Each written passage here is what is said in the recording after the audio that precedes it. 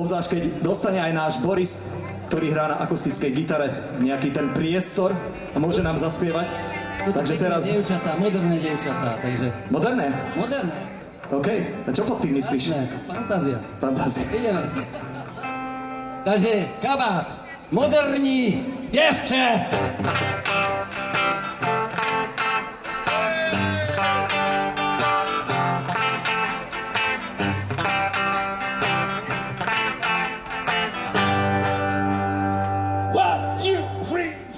Moderní děvče, když chlapce spatří, vypadá jak klam, do cirkusu patří, má růžovou vestu a modré oči, na diskotéce kolem se točí.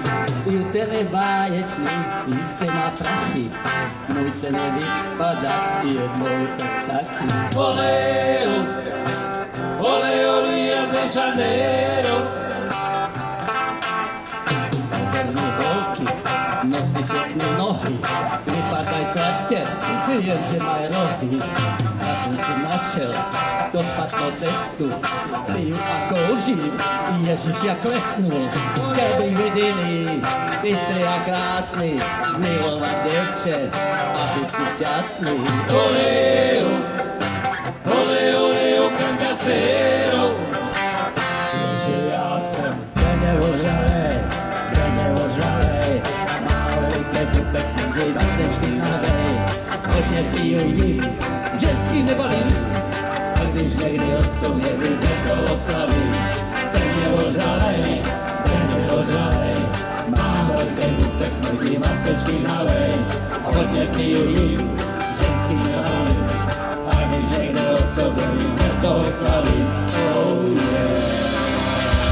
Pozor! Ho, ho, ho!